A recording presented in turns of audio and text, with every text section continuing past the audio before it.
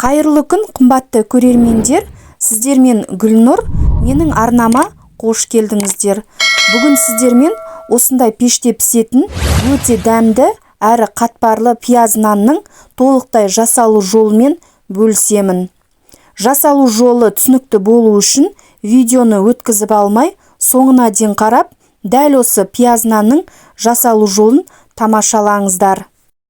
Құрамына қосылатын заттар тізімі мен мөлшерін және де жасалу жолын толықтай төменде описание бөлімінде жазып қалдырдым. Дәл сол жерге кіріп, дәл осы рецепт бойынша сіздерде жасап көріңіздер.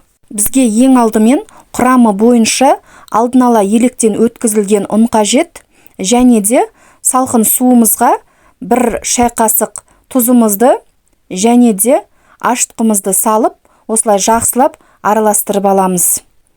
Міндетті түрде ашытқымыздың сапасына мән беруді ұмытпаңыздар.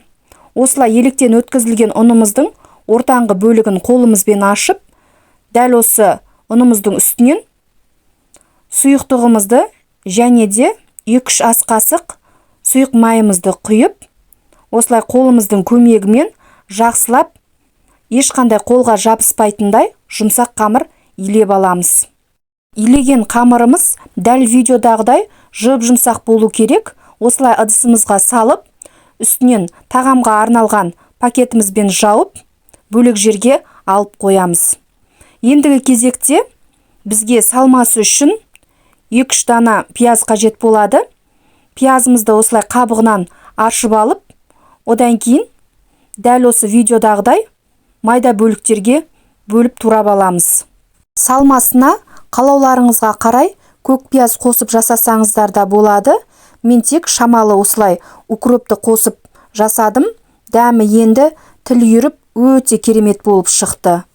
Осылай майдалап турап алған пиязымызды бөлек ыдысымызға салып, оның үстінен тағы да майдалап турап алған укробымызды да салып, дәміне қарай шамалы тұзымызды және де қалауыңызша қызыл бұрыш немесе қара бұрышты салып, қолымыздың көмегімен жақсылап араластырып аламыз. Мейлінше қаттырақ басып, езіп алуға тырысыңыздар, сонда жасаған пияз нандарыңыз өте дәмді болып шығады. Енді біздің қамырымыздың июі қанып дайын болды. Дәл осы қамырымызды теңдей 2 немесе 3 бөлікке бөліп аласыздар. Маған жаю барысында 2 бөлікке бөлу ыңғайлы болғандықтан, осылай теңдей 2 бөлікке бөліп алдым. Енді осы қамырымызды ұн себе отыра жұп-жұқа етіп жайып аламыз. Бастапқыда осылай ұн сеуіп, қолымыздың ұшымен қамырымызды үлкейтіп аламыз. Одан кейін оқтауымыздың көмегімен жаятын боламыз.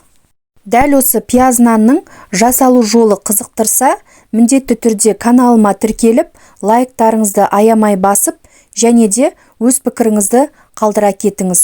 Ал каналыма тіркелмеген жаңа көрермен болсаңыз, каналыма тіркеліп, жанында қоңырауша белгісін баса кетуді ұмытпаңыздар. Сонда менің әрбір салған видеом бірінші сізге көрінетін болады. Қамырымыздың бетіне жағатын майын алдын ала ерітіп дайындап алыңыздар, немесе бөлме температурасында тұрған сары майды жақсаңыздар да дәмі өте керемет үйлеседі. Осылай ерітіп алған майымызды қамырымызға құйып, лопаткамыздың көмегімен осылай тегістеп жағып шығамыз. Одан кейін теңдей 2 бөлікке бөліп, дәл осы қамырымыздың үстінен дайындап алған салмасын салып, қасығымыздың көмегімен тегістеп шығамыз. Егер қамырымызды ортасынан бөлмей, бірден рулет тәріздес етіп орайтын болсақ, онда біздің қамырымыз қалың әрі нанымыз өте үлкен көлемде болып кетеді. Сол себепті осылай теңдей 2-ге бөліп, одан кейін осылай домалақтап рулет тәріздес орап шығамыз. Осымен қамырымыз дайын. Дәл осы қамырымызды пергамент бумагасы төселген формамызға дәл видеодағыдай орап орналастырып шығамыз. Міне бірінші қамырды қойдық. Одан кейін дәл осы ретпен келесі қамырымызды да қойып шықтық. Біздің қамырымызды 5-10 минутқа қойып аламыз. Осылай үстінен салафан пакетпен жауып қоюды ұмытпаңыздар. Қамырымыздың үстінен осылай қолымыздың ұшымен басып тегістеп аламыз. Одан кейін жұмыртқаның сарысын жағып, қалауыңызша мак немесе кунжут себеміз. Пешімізді алдын ала қыздырып қоюды ұмытпаңыздар. Дайын болған қамырымызды қызып тұрған пеште 200 немесе 220 градуста шамамен 20-25 минут аралығында беті қызарғанша пісіріп аламыз. Осымен біздің пияз нанымыз дайын болды. Дәмі де, иісі де өте керемет. Дәл осы құрам бойынша сіздер де жасап көріңіздер. Ұнаса, міндетті түрде төменде комментарий бөлімінде өз пікірлеріңізді жаза кетіңіздер.